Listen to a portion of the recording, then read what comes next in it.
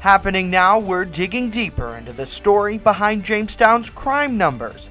Our Ryan Hedrick with a special report. Governor Andrew Cuomo issues an executive order on net neutrality. And I'm Dakota Hunter in the First Defense Weather Center. Well, it's going to be a mild day today with more solar goodness on the way, but do not get used to that. Big changes come our way for next week. We'll break it all down next. That's News Now for Friday, January 26th, 2018. Live and on demand from the Chautauqua Audio Works studios in downtown Jamestown. This is your source for breaking news. WNY News Now. And thanks for joining us. Happy Friday. I'm Justin Gould. Earlier this week, we reported on the crime numbers here in the city of Jamestown, which, according to the FBI and Jamestown Police Chief Harry Snellings, they're down. We've received a lot of feedback on that story, and now we're looking at the core of why crime occurs and how to keep it down. Our Ryan Hedrick explains. Jamestown Police Chief Harry Snelling said earlier this week that major crimes are down across the board in the city of Jamestown. Rapes, robberies, and murders. Of course, everybody's still thinking about the Dylan Owenby murder, unsolved from November 28, 2017. But we're doing an expansion on the story that we ran earlier this week on Chief Snellings. He gave us a soundbite saying the crime numbers are down. He did say, in all fairness to Chief, that All right, sorry about that. Don't know what's up with that report. We'll have more on our website later today. Chief Snellings reiterated to us, though, that the numbers are part of a national look at crime conducted by the FBI. If you see any drug traffic or related crime in your neighborhood, police urge you to contact their tip line at 483-TIPS. In other news, Jamestown police discovered a body on Thursday at Chattacoin Park Pavilion. Police Chief Harry Snellings is telling us that the man was walking through the area before he passed away. The Chautauqua County Medical Examiner assisted police at the scene. A family member also was at the scene helping them identify the man. The pavilion is located near the intersection of 11th and Lafayette Streets. Snellings said that the death does not appear suspicious. And a Lakewood man is facing a felony charge after police say he broke open a door at UPMC Chautauqua WCA Hospital and then setting the fire alarm off in the process. Jamestown police say it all happened early Thursday morning when 20-year-old Coley Robbins was acting disorderly and reportedly refused to leave the hospital. He was escorted out of the building by staff but later broke back in, pulling the fire alarm in the process. As Robbins was being taken into custody by the police, they say he struggled with officers. The man faces a number of charges related to the incident. And now we check in with Chief Forecaster Dakota Hunter, who's standing by with a first look at our forecast. Hey, Dakota. Hey, Justin. Happy Friday, everybody. We are finally at the last day of the week. Yes, sir. Let's take a look at the Lakewood Sky Vision camera. This is on Lynx 1, and yes, that is a pretty picture. You got the sunshine there. It is looking gorgeous. It's 38 degrees in Lakewood with that dew point at 25 and a south-southeast wind of 5 miles per hour. So the forecast for today is basically going to be a repeat of yesterday, but warmer. Take a look at this. Another sunshiny day, and the temperatures continue to rise. 38 in the valleys, 48 at the Lake Erie shoreline. There is a slight chance some spots may actually hit 50. That is going to feel nice with a south wind 4 to 8 miles an hour. That southerly wind does indeed boost our temperatures up because it comes across the southern tier plains and warms up as it comes across the hills. We'll break down that full Quick Solution 7-day forecast in just a couple of minutes. Alrighty, Dakota, thank you. Looking good. Well, the flu is hitting people pretty hard this year, and some places are even running short of the drug that helps minimize flu symptoms. So your best defense? Well, Kim Hutcherson explains. Some cities and states are experiencing a Tamiflu drug shortage during this busy flu season. So arm yourself with the best defense you have against the flu, your immune system.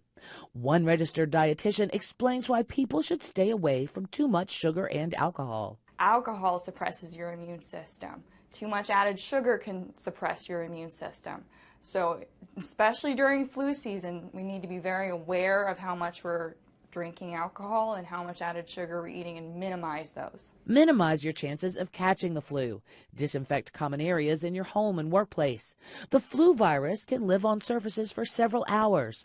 So wipe down those desktops and wash those bed sheets, blankets, towels, and your hands. Even though the flu season is well underway, it's not too late to get vaccinated. Experts recommend that everyone 6 months of age and older get a flu shot. For today's Health Minute, I'm Kim Hutcherson. Last Friday, the CDC reported that 30 children have died so far this flu season from flu-related illnesses, now compared to 8 last year at this time. Straight ahead, the search for JCC's next president is on. We speak with the man tasked with finding him coming up next, him or her. And later, a send-off for a local wrestling team. You don't want to miss it. Stay with us. WNY News Now is sponsored by Chautauqua Audio Works, 3335 South Roberts Road in Fredonia. More than a music store. Call 679-4333. Call now, 679-4333. The Main Landing Restaurant. Excellent service, awesome food, and a beautiful view. Everything's made fresh here. We love to be outside, and it's nice inside if it's raining, so we have a choice. Locals and non-locals agree that the Main Landing is quickly becoming a destination. It's just so casual, and just the food is amazing. I love the hamburgers. But I really like the tuna I had. The Main Landing Restaurant. Excellent service, awesome food, and a beautiful view.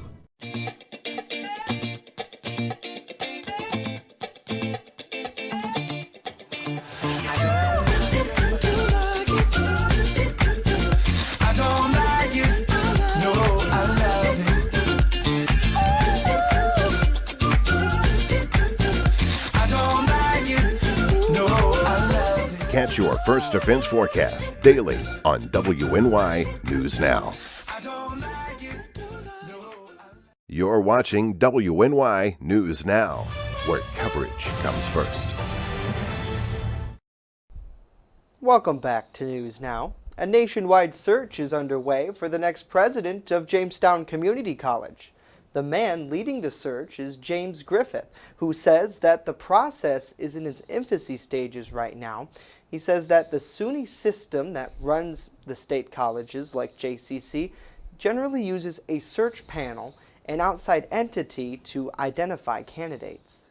They're very involved in this process also, and they highly recommend using a search firm. I also co-chaired the last search that identified Duckworth, and we did not use a search firm to the extent we did this time. I think we did have a firm help us identify candidates, but I think that's it, in the long run, it's the most cost-effective way to ensure that we find the very best person.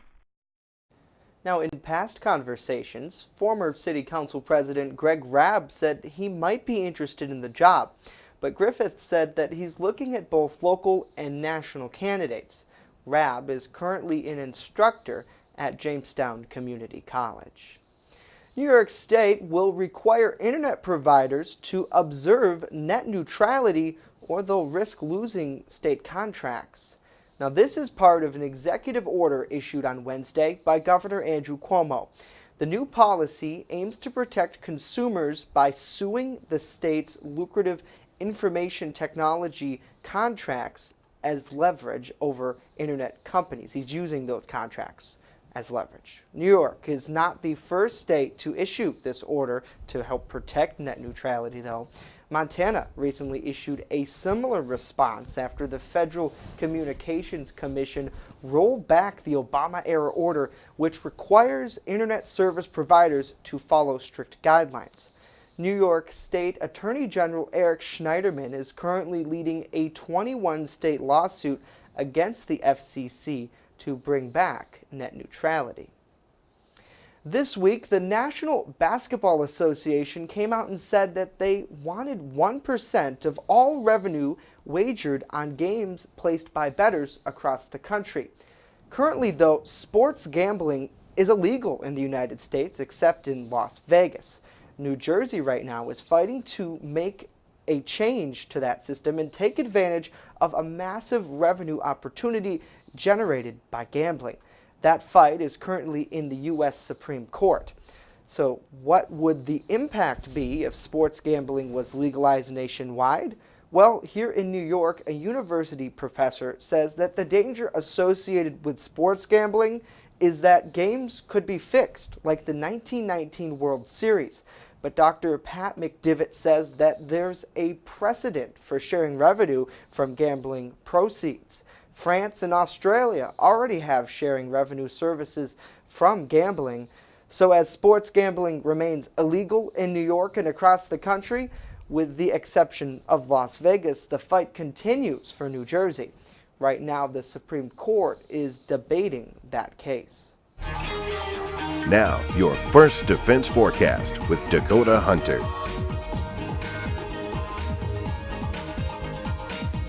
Well, happy Friday, everybody. TGIF, we are finally the last day of the end of the week. How about that? We're all looking forward to the weekend. Let's take a look at Doppler vision, and this is a 5-hour time lapse. Nothing showing up there. The radar is working, guys. And so that is a 5-hour time lapse, not a whole lot showing up there. Now, as we zoom the radar out, pretty much the same story across much of the state, not a whole lot going on. And it's pretty quiet across much of the country, but as it continues zooming out, you can see the rain out here out in the Midwest, and but not a whole lot showing out there. Now, what is actually controlling our weather is the two blue H's that are spinning around. That's the high pressure that is bringing us the warmer temperatures along with the sunshine. So nice high pressure in control today, and it's going to feel nice. So enjoy it. It's Friday, so we're all looking ahead to the weekend. There's that weekend planning forecast. Now tomorrow, rain comes our way, and the temperatures continue to skyrocket. 44 Valleys, 47 at the Lake Erie shoreline. And now earlier guidance suggested that the rain could be heavy at times. Newer model guidance kind of pushing back the rainfall totals. We're probably only going to pick up maybe about 1/4 of an inch of rain tomorrow, so that's the good news. And then for Sunday, the temperatures come down 39 to 43, and the clouds will start to increase. Slight chance of a rain or snow shower early in the day on Sunday. Otherwise, still a little chilly. And take a look at the winds on Saturday as well. Southwest, 12 to 26 miles an hour. Not out of the question the gusts could be 30, 40 to 45 miles an hour. So you have to keep that in mind because the gusts could be a little bit higher. Maybe a wind advisory might be issued by the Weather Service, and we'll keep that up. And of course, we'll keep an eye on that, and we'll keep you updated if one does issue. Here we go with Future Scan. This is the RPM model, and you can see here the clouds break away, and it looks like we go to all sunshine across the day today. This is later in the afternoon, and then as we push forward, the clouds start to increase later on tonight, and here is some of the leading edge of the cloud cover that comes our way tomorrow, and there's a few little spotty showers that's associated with it, but it looks like tomorrow it's going to be on and off showers, probably not a steady rain as what the earlier model guidance suggested. So again, that's pretty much the good news. Metrocast, 1 o'clock today, 41 degrees, nice solar radiation. The sun is going to be out. It's going to be nice. And as we fast forward to 5 o'clock, it looks like we go full sunshine like the models are showing. Nice sunshine, 46 degrees there with a nice blue sky.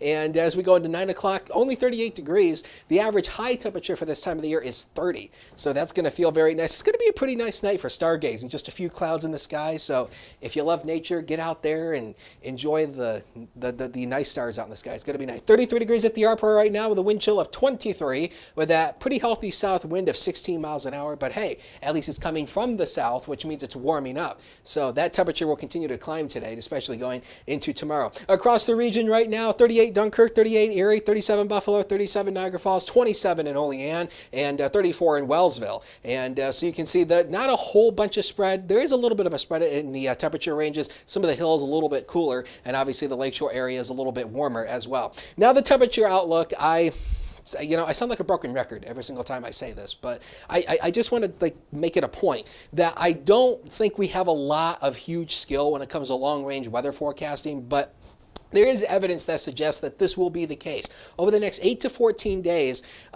So pretty much, we're probably going to start February warm, probably above average, and then going into the second week of February, this colder air starts to filter in, and it looks like we go back to real winter.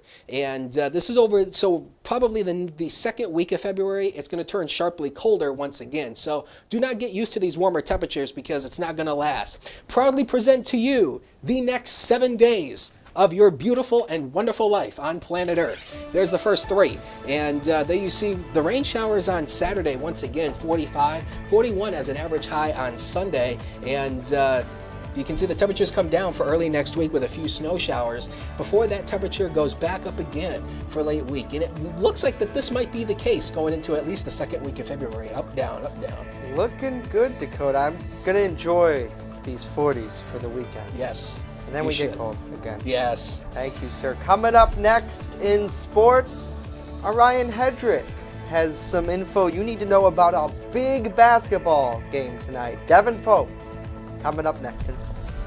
First Defense Weather is sponsored by Quick Solutions of Jamestown. Count on Quick Solutions for printing, copying, mass mailings, and so much more. Part of your team. Learn more at QuickSolutionsUSA.com. That's QuickSolutionsUSA.com. Like great food, great news needs experts. Become a community reporter. When you see breaking news or have a news tip we should know about, drop us a line on Facebook today. Speaking of great food, Jeremy's Bellevue offers pasta, classic burgers, seafood, and of course, wings. Visit Jeremy's Bellevue on Facebook. The team that puts coverage first.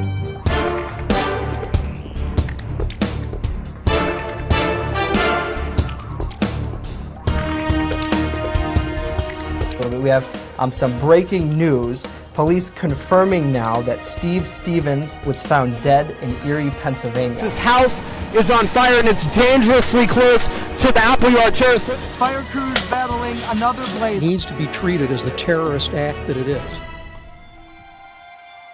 He got the ball, he just went to the hoop and he shot it. And as for the star of the show, Tucker Pierce, I think I feel good.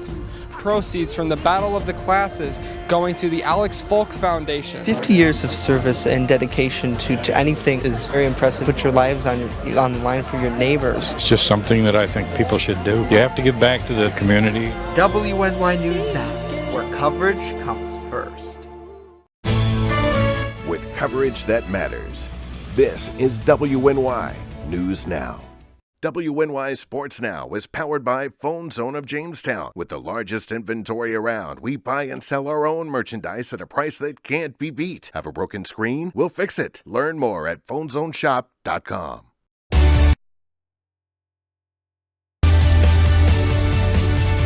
Phone Zone Sports Desk, I'm Ryan Hedrick, and here's a look at what's trending in Western New York. We are live and local this afternoon and watching hype to a big game. Maple Grove, Chautauqua Lake playing hoops tonight in Bemis Point, and it is going to be tense, exciting, nervous, emotional, all the above. It's really going to be a great night as Chautauqua Lake takes on Maple Grove. Now, here's the scenario. Last week, longtime coach Kurt Fisher suddenly resigned from Maple Grove. This was in the works, and we've come to understand certain things around the Fisher situation. Not to speculate, but here's what we know. Fisher sent a letter to the Post-Journal and the Buffalo News. Those letters very different. The Post-Journal's was thank you for the opportunity, thank you for the blessing, and peace out, I'm done. The letter to Buffalo News was significantly more core.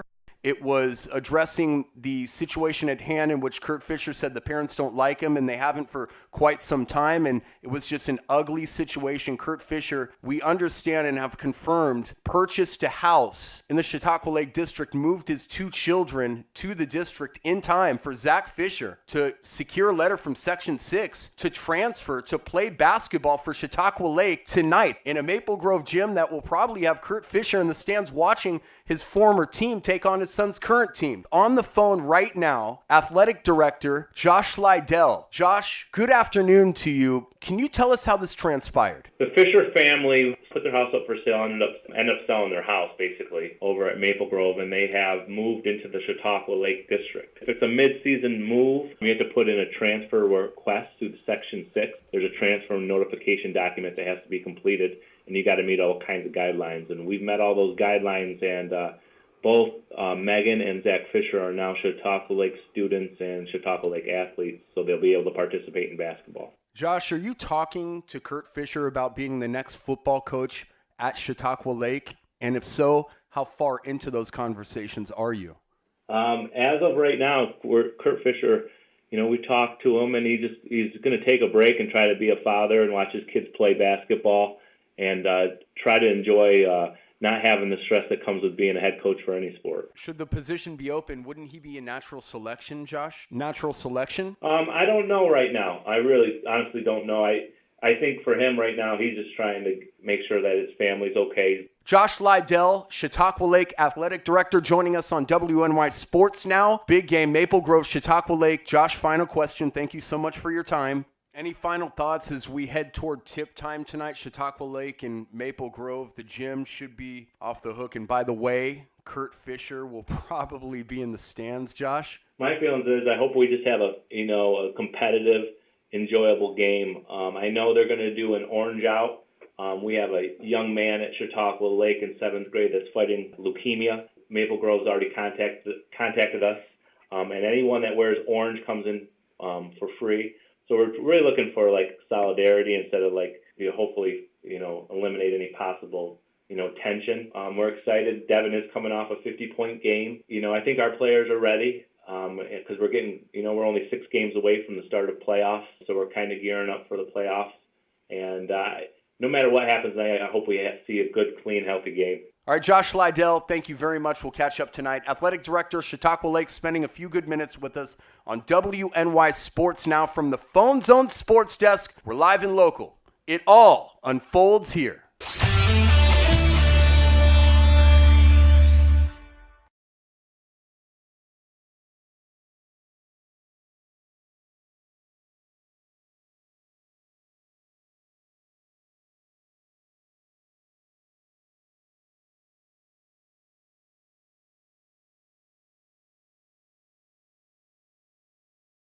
You're watching WNY News Now, your source for breaking news.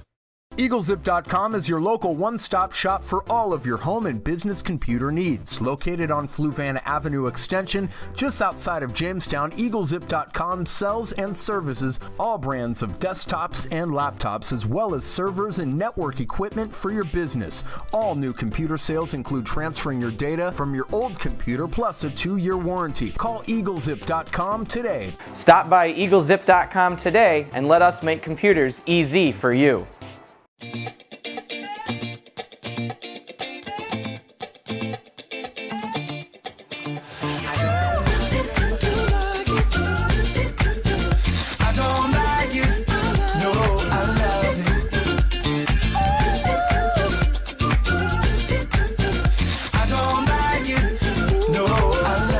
Catch your First Defense forecast daily on WNY News Now.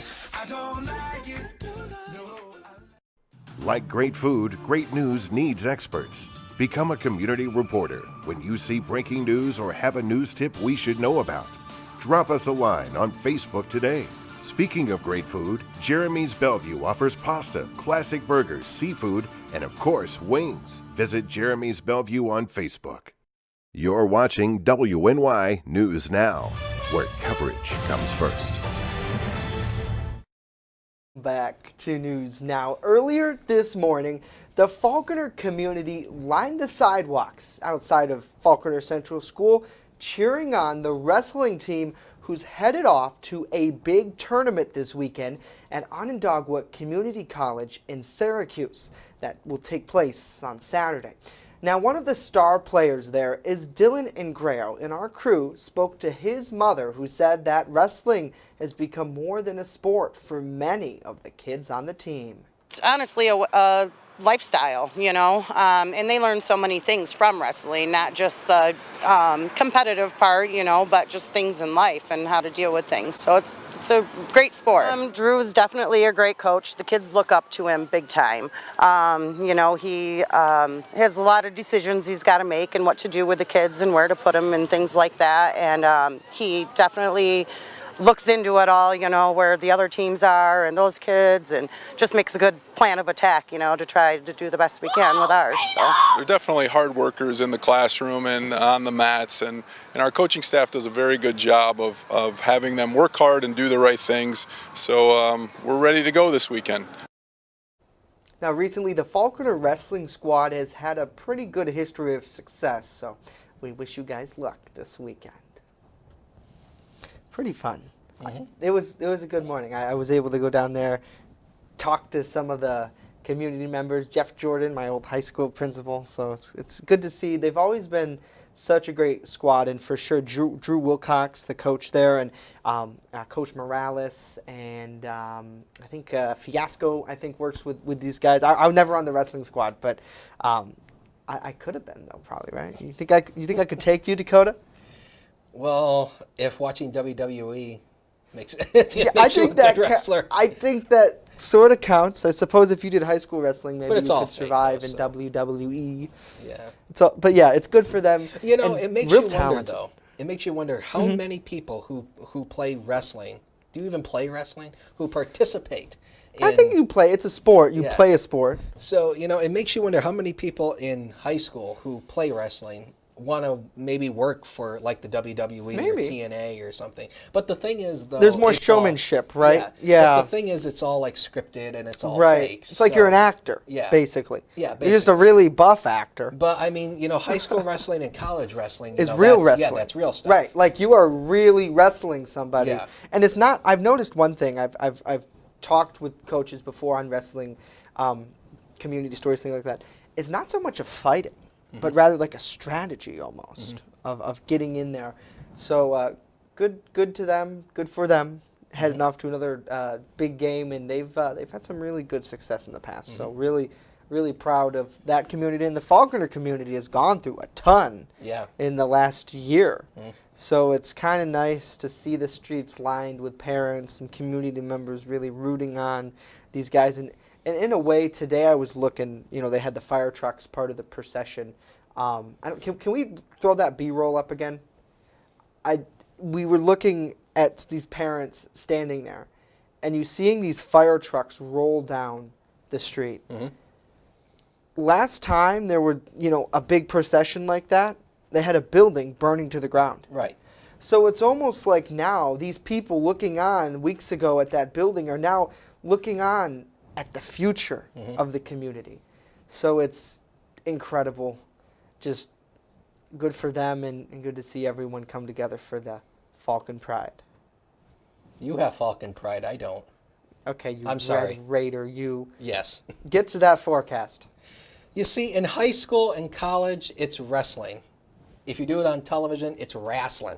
All right. That Quick Solutions 7-day forecast one final time for this Friday. 46 degrees will do it for today. It's going to feel nice with sunshine aplenty, so it's going to feel nice. Saturday, we're bringing a chance for a few rain showers. It's not probably going to be as heavy as earlier thought. Probably a 1/4 inch of overall rainfall. That'll probably do it. Sunday, the temperatures come down. We go into the lower 40s before the temperatures drop down to the 30s, and Tuesday, 20. But then we go back up again, and it looks like this roller coaster of up, down temperatures will probably continue throughout the first week of February until it turns sharply colder for the second week. That's on long-range model guidance. That is a suggestion. Do not write it in stone. But, of course, we'll keep you updated right here. Alrighty, Dakota, thank you. You're welcome. He's an expert, absolute expert. That's going to do it for us today.